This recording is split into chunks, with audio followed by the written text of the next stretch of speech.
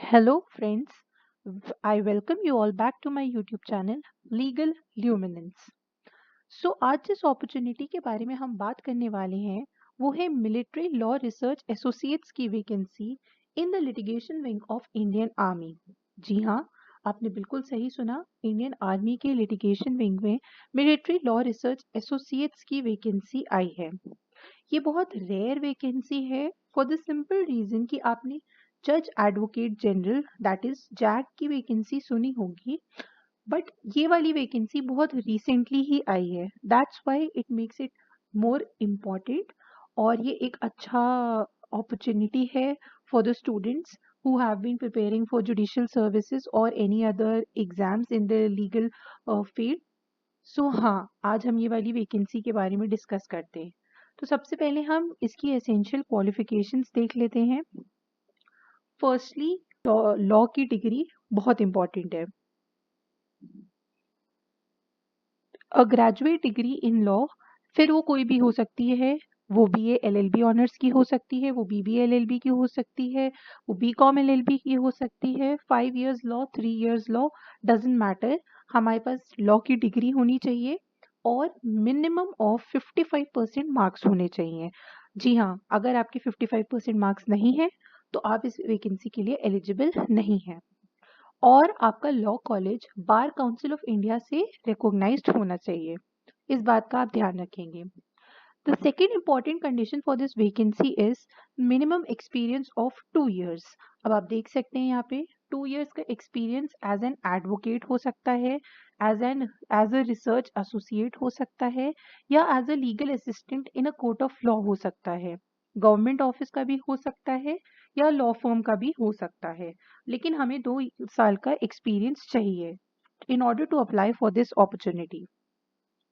Third important essential qualification है कि हमें ऑल इंडिया बार एग्जाम का ऑल इंडिया बार एग्जाम पास करना है, उसके बाद ही हम ये अपॉर्चुनिटी के लिए अप्लाई कर सकते हैं।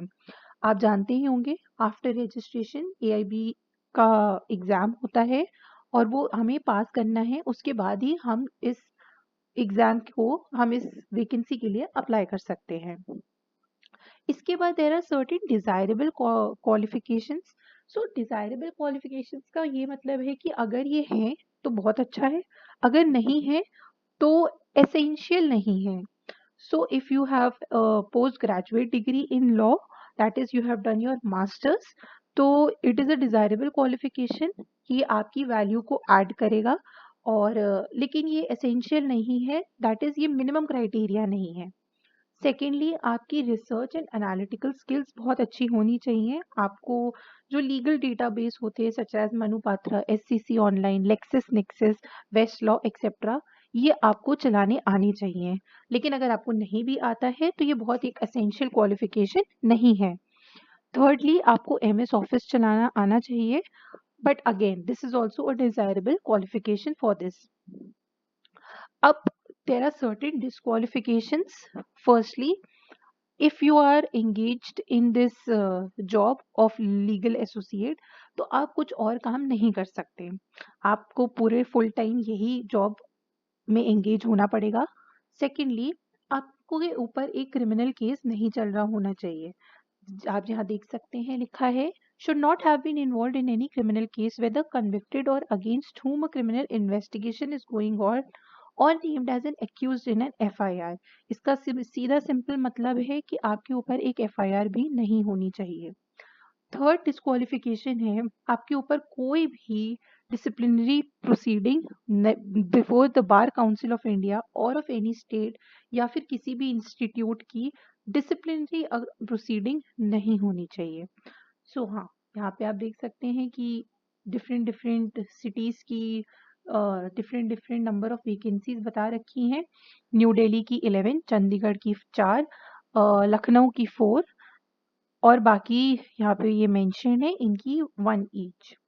यहाँ पे आपको 50,000 की पर मंथ सैलरी मिलेगी, बट ध्यान रखें कि आपको टीएडीए अकोमोडेशन वगैरह नहीं मिलेगा। उसके बाद हम चलते हैं आगे। आपको यहाँ पे कॉन्ट्रैक्चुअल बेसिस पे for a period of 6 months रखा जाएगा which can be further extended. So आपका काम देखा जाएगा, अगर आप काम अच्छा कर रहे हैं और एम्प्लॉयमेंट की रिक्वायरमेंट्स को केटर कर रहे हैं तो आपका फर्दर एक्सटेंशन हो सकता है। 6 मंथ्स के बेसिस पे आपको रखा जा सकता है आगे। Secondly, this is a full time programme to be attended. आपको एक मिलिट्री लॉ रिसर्च एसोसिएट की पोजीशन दी जाएगी और आपको फुल टाइम आपको अपने ऑफिस आवर्स देने हैं और आपको फुल टाइम एक एम्प्लॉयमेंट में रहना है।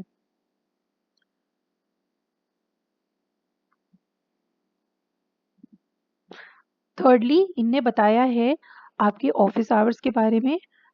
फुल टाइम जॉब है, आपके ऑफिस आवर्स वही जो 9 to 5 या जैसे भी होते हैं वो आपको बता दिया जाएगा, उस हिसाब से ही होंगे। उसके बाद आपको अगर छुट्टी लेनी है तो आपको 15 दिन की प्रायर नोटिस देनी पड़ेगी कि आपको छुट्टी चाहिए। और अगर आपको जॉब छोड़नी है तो आपको 10 दिन की नोटिस देनी पड़ेगी in order to inform them कि आप जॉब छोड़ना चाहते हैं। उसके बाद ये कॉन्फिडेंशियलिटी है कि आप उनका कुछ भी लीक नहीं करेंगे और अगर आपने कोई कॉन्फिडेंशियल इंफॉर्मेशन लीक करी तो आपके ऊपर प्रोसीडिंग्स करी जा सकती हैं। तो ये आप अपने से पढ़िएगा। उसके बाद हम चलते हैं selection procedure. This is a very important part because mostly students को यही जानना होता है कि how to apply for the vacancy. तो मैं यहाँ आपको बता दूं कि आपका कोई एग्ज़ाम नहीं होने वाला है। आपकी 2 स्टेजेस में सिलेक्शन हो सकता है। Firstly preliminary screening and secondly virtual interview. So आप जैसे ही आप अपना एप्लीकेशन भेजेंगे, आपको अगर आपकी एप्लीकेशन की प्रिलिमिनरी स्क्रीनिंग होगी और उसके बाद वर्चुअल इंटरव्यू के लिए अगर उनको लगता है वो आपको बुलाएंगे। अब आप अप्लाई कैसे कर सकते हैं मैं बता दूं आपको। There are certain requirements that needs to be fulfilled before applying for the vacancy. जैसे मैंने आपको अभी ऊपर बताया था कि आपको ये सारी डिजायर एसेंशियल क्वालिफिकेशंस चाहिए। इन बातों का आप ध्यान रखिएगा क्योंकि आपको ये डॉक्यूमेंट्स भी भेजने पड़ेंगे साथ में। तो आपको क्या करना है कि आपको इस ईमेल पे आप बहुत ध्यान से देख लें, apply for MIL military law associate @gmail.com पे application for military law research associate लिख के आपको अपना ये एप्लीकेशन फॉर्म जो यहाँ पे दे रखा है भेजना है। और इसके साथ ही आपको सारे डॉक्यूमेंट्स अटैच करने हैं जो आपकी क्वालिफिकेशन बताता है। दैट इज 10th-12th की मार्कशीट, आपकी LLB की सारी मार्कशीट्स, आपकी डिग्री, आपकी अगर आपने LLM कर रखा है तो वो वाली डिग्री, और आपका बार का सर्टिफिकेट, आपका एक्सपीरियंस सर्टिफिकेट लगेगा यहाँ पे। और इसके साथ ही साथ आपको 2 रिट पिटिशंस ड्राफ्ट करके भेजना है। रिट पिटिशंस यहाँ ड्राफ्ट ऐसे करके भेजना है, वो बेसिकली आपकी ड्राफ्टिंग स्किल्स देखना चाहते हैं because again this vacancy requires 2 year experience of work. तो आपको अपनी ड्राफ्टिंग स्किल्स उन तक कन्वे करने के लिए आपको रिट पिटिशंस ड्राफ्ट करके भेजना पड़ेगा।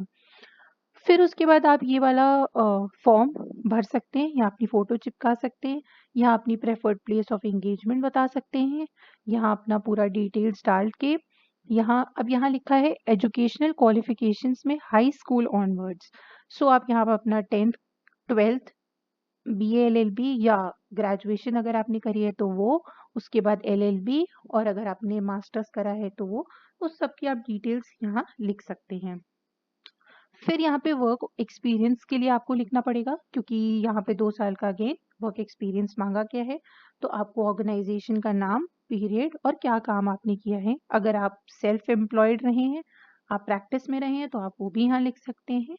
और उसके बाद फाइनली आपको डिक्लेरेशन देना है यहाँ पे। This declaration is basically sort of, not exactly but हाँ आपको ये एक तरीके का एफिडेविट टाइप का है बट नॉट एग्जैक्टली। तो आपको यहाँ पे ये अपना डिक्लेरेशन देना है कि आपने जो भी यहाँ पे लिखा है, जो भी आपने इंफॉर्मेशन प्रोवाइड करी है, this is true to the best of your knowledge. और उसके बाद आपको ये अपना ये email along with the requisite documents forward कर देना है। So yes friends, this is the legal opportunity जो अभी आई है, आप इसको गो थ्रू कर सकते हैं और मैं तो कहूँगी आपको ज़रूर अप्लाई करना चाहिए if you have a minimum experience of 2 years. ये बहुत अच्छी अपॉर्च्युनिटी है जो इंडियन आर्मी की तरफ से रोल आउट हुई है और आप एक बार इसको गो थ्रू करें और ज़रूर अप्लाई करें। All the best, stay connected, happy learning.